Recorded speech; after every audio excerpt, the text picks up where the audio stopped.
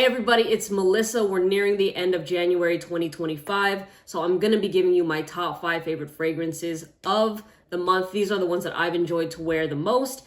And as always, all thoughts and opinions are my own, and I'll put any discount codes and discount links pinned in the comment section below, also in the description box. But buy however you feel the most comfortable, because some of those are affiliate links and affiliate codes. All right, so we're going to start off with number 5, which is the newest fragrance in my collection, but Babycat by YSL. And you know what? After wearing this fragrance a couple of times, I really do like it, but I don't like it as much for me, wearing it by itself. I think if I were to really want to step out with this fragrance, I would want to layer it with another scent. Because the first time that I wore it, by the way, it mainly smells like vanilla and suede. Those are the two most prominent notes in this fragrance that are recognizable to me. Everything else kind of meshes together. I can't really differentiate the florals individually in this fragrance. But when I wore it for the first time, I did a spray of Babycat on my wrist, and then also a spray of the new Day 3 fragrance that doesn't have a name. It's unreleased. Hopefully it gets released like in the springtime or something, but I did get a compliment on that layering. So that thing smelled really good together. But this by itself, I feel like would just be an attractive fragrance. If I smelled it on another woman, I would just find it to be, pretty sexy, just because like the sweet stuff, I enjoy it from time to time, but I just don't wear it that often. Yeah, because of the weather I live in, but also I feel like I just more so enjoy wearing fresh fragrances, stuff that I can wear right out the shower, but this one here gets you salivating a little bit, Performance also lasts over 12 hours. So long lasting, latched onto my skin very nicely. And I think the one criticism that I had when I was wearing this scent is that it reminded me sometimes of a place, like a fancy hotel lobby or a bougie airport lounge, right? You know how they have those diffusers that are going on, and they typically have like fancy fragrance just in the air with those diffusers. That's kind of what it reminded me of. So sometimes with me, when I'm wearing a fragrance, I don't want it to remind me of a certain place or atmosphere. That's probably the better word to say for it. But yeah, wearing Babycat and being in cold weather and you're like in a coat or something, it would hit for sure. And this is marketed as a unisex fragrance. I should tell you though, people were saying that I would really love this because I love tuxedo. I don't think that those two fragrances are one and the same. I would much rather prefer to wear tuxedo but smell this one on somebody else. I still like the both of them though. Okay, so this one is number 5 for the month. Number 4 is the comeback queen. This one is a Scandalo by Day 3. And I've been talking about this fragrance a lot. And the reason why it kind of came back in is because I've been going live on TikTok. And people are always asking for my favorite gourmand fragrance. And the first one that would come to my mind is a Scandalo, followed by Bonnie, right? And then followed by Lamar by Kajal Perfumes. But this one is a guava fragrance. And I'm telling you right now that y'all are not going to see a dent in this bottle for me for many months, maybe even years to come, just because I don't even do a full spray of this fragrance when I wear it. And I know that Day 3 has newer bottles now, but still the atomizers on those go crazy. Like one full spray of those is equivalent to about 4 to 5 sprays of how I spray a usual fragrance, so they're definitely like the atomizers don't play. But with a Scandalo, I just do like a little spritz of it. So this past month, I just did like a spritz of it, and it took me back, So it's a guava fragrance. There's also some beautiful florals, I think, in the background of this scent, but it's such a realistic smell, and it just, it just makes you want to take a bite into it when you smell it. And I remember the story behind this fragrance when I was talking to the perfumer Mike, and he was saying that, Scandalo is Spanish for scandal, right? And the whole thing they envisioned was like, imagine, the dance, there's a dance called like the bachata, right? Which is a very sensual, very intimate dance. Doing that with somebody on the beach as the sun is going down, like during sunset. You know, it's very romantic. At the same time, it's like you're playing a game of cat and mouse with someone that you're really attracted to, you know? So this scent, this will reel them in. Oh, dude, I freaking wish I could wear this thing more. I literally might just start wearing it, even though it's a little warmer here than I would want it to be for this fragrance, just because the smell of it alone, it drives me wild. I love the way that this smells. This is marketed as a unisex fragrance, by the way. So if you're just someone that wants to smell delicious and edible and fruity, then I would highly, highly, highly recommend sampling this one right here. And then if you want to get a full-size bottle of it, I do have a discount code for 15% off. But again, you buy however you feel the most comfortable with that. I know some people are very finicky about affiliate codes, totally understand that. But yeah, this really good fragrance, and the newer bottles of it are, in my opinion, much better than the cubes that we got going on right here. Okay, third place, Dior Homme. Dior Homme over the past couple months has been hitting for me. And I swear every single time I want to talk about this fragrance or I mention it in videos like this, I always blank when it comes to the actual notes of the scent. Like with the other two that I've shared, those notes, boom, they're so prominent in my mind, right? But with this, I think it's that I'm just kind of taken by how sexy the fragrance is, that it, like in my mind, it doesn't even register like, oh yeah, these are the notes with it. You know, to me, this is like the definition of a hypnotizing fragrance that I've looked at the note breakdown, I think definitely several times since I've had this fragrance, but still whenever I smell it, it's almost as if it just like, I forget what it is and I'm just taken with the scent. It's more, this one, definitely more of an intimate fragrance in comparison to the other two. The other two I mentioned, beast mode scents, okay? They will literally last all day on you, no problem. But this one here is, to me, better for the scent bubble. Better for just how I typically like to wear fragrances, which is nothing that's gonna push too crazy, but if you are in my personal space, and let's say I give you a hug, or you're right next to me, or right behind me, you'll be able to smell it. And I just think that that is what makes this fragrance more attractive, is the fact that, or just it can make the person wearing it more attractive, because when you smell it and you're only really going to get in the personal space of somebody that you're interested in, right? So the vibes are already there. You're getting closer.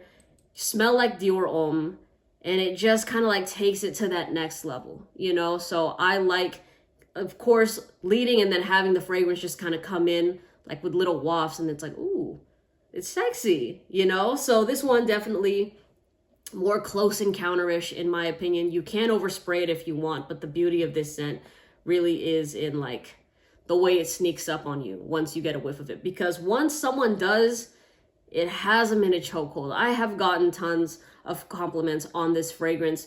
Again, something that I, even though it's not loud and I can overspray it, I don't even go more than like 3 to 5 sprays of this scent. So that's just me. Again, I have layered it with other things, but it's just beautiful. This is my favorite, I would say my favorite Dior Homme for sure. Maybe even my favorite Dior to wear, point blank, period. I do still love Ombre Nuit and stuff, but this has been the one I've been rocking with, and this one is more on the masculine side, all right? In second place, I mean, we already know it. Gonna keep it short and sweet. Salt and Pepper, Precious Liquid. I get so many questions whenever I go on lives. People saying, Melissa, what's your most complimented fragrance? Melissa, what's the sexiest fragrance to women that you've wore? Melissa, what's the fragrance that you have the biggest dent in right now? And the thing is, I hate repeating it so much because the answer is literally the same. It's Salt and Pepper. Whenever people say, Melissa, what's a fresh fragrance that I can wear that's long lasting, that has been, or when they ask me for my experience on it, because this I share with y'all that I enjoy wearing, but is this a type of fragrance I'm going to tell y'all, oh, you should buy it? No, because in a way, y'all know me, I don't gatekeep, but it's like, I know that like, this is my shit. You know what I'm saying? Like this just fits like a glove to me. I think it's a masculine fragrance, a little bit more, it's like peppery, it's ambroxan, but it's a modern masculine scent that's just done at such high quality that is only really appealing to the feminine nose, truthfully. That, and like, that's why I love it so much, is because for me as a woman, when I wear it, I straight up find it sexy. And then when I wear it out and I'm around other women, they love it even more than I love it, right? I think a lot of the discourse behind this fragrance, at least with the little fragrance community that I have, is guys that want to get this fragrance because they hear me talk about my experience with it, but they find it basic because, again, to the masculine nose or to a guy's nose, you're not really going to find what's attractive about it. And at the end of the day, you have to wear what you like. You know, I mean, if you're wearing for compliments, that's cool too. Absolutely do that. But I think you still have to, bottom line, still enjoy the fragrance. So to me, that's why I say, if you're looking for something from Precious Liquid, go try Blue Agave instead. Like I said, you can just leave this one for me. Whenever I talk about it, it's never in a sense to have people buy it and whatever. If you want, go ahead and try a sample of it, right? But yeah, this one is my personal favorite to wear from the brand, but it's a very, like, if you're asking me for what I recommend to y'all, it's not going to be this one right here, okay? And now the number one fragrance, and I should say performance that I get over 8 hours with this scent. And yes, I already do have a backup bottle of salt and pepper, okay? All right, number one, another 13, Le Labo. You know, this has been an interesting fragrance because I have been wearing it by itself. And again, kind of like Dior Homme, I don't, you know what? I was going to say that this could be more of an intimate fragrance, but I think it's more so the way that I wear it that makes it more intimate, because performance with this is actually very, very good. Another 13 will last over 12 hours. And I think a lot of people go nose blind to the fragrance just because, you know, it's a fresh kind of almost this linen, clean, laundry-like smell. And a lot of people, when they hear that description, they're like, oh, it's gotta be a fragrance. I have to overspray. So that's exactly what they'll do. And they'll spray it right here and fry their nose and then say that it doesn't perform. Meanwhile, it does, but no one's gonna compliment the fragrance because it smells like you showered in your scent and you come across too desperate, right? So another 13 is like a silently powerful fragrance, you know? And what I love about it is that, yes, it's simple. You can wear it as a signature scent no matter what, right? It's gender neutral, so anybody can throw in this fragrance if they want to. But if you're the type of person that gets bored with this type of DNA, you can always pair it with something else. So you could literally throw this fragrance on top of any other scent, and the combination between the two is going to smell good. Because this one, there is a hint of pear, but there's also a note here called Iso E Super, which in like with Molecular One, it enhances your skin chemistry, right? It can also enhance the fragrance that you're wearing. So if you are looking for your fragrance to last a little bit longer, I'm not saying it's going to turn it into a beast mode scent, but again, it enhances the fragrance, right? It makes it good for wanting to experiment with different smells, or maybe trying to get the performance up a little bit for something you really love, but it's just really weak in performance, you know? So another 13, it's just so good. It's an effortlessly elegant fragrance that, yes, you can wear it you can dress down and wear it with jeans or sweats and a shirt and a sweater. But at the same time, if you wear this and you're dressed up and you got a place to be, if you're dressed to impress and you smell like this, it just completes the outfit per se, even though this isn't, you can't visually see a fragrance, right? But it just, everything comes together when you wear this fragrance and you're dressed up, and, you know, you're holding yourself together very nicely. And, you know, people are gonna, it's a very attractive thing to kind of just top everything off with a nice, clean smell that is so loved by many people, because this is a scent that I never heard any bad things about in person. Of course, on the internet, people are very open with their opinions about things. they're quick to call this fragrance overrated. But to me, y'all, whenever people say things are basic and overrated on the internet, and they're talking about a perfume that costs over $200, most people are not dropping over $200 for a fragrance. Just the honest truth about it. A lot of people, I get more questions from people asking me for dupes of designer fragrances because they don't even want to spend like $70. Some people are even asking me for dupes of fragrances that cost $40 because that's a lot. So I just find it, that sort of argument about fragrances like Another 13 being basic and overworn, to be way exaggerated for dramatics to make people feel special about themselves of not liking it. You know how it goes when something's popular, all of a sudden people want to be the first to hate it so that they're different from everybody else, right?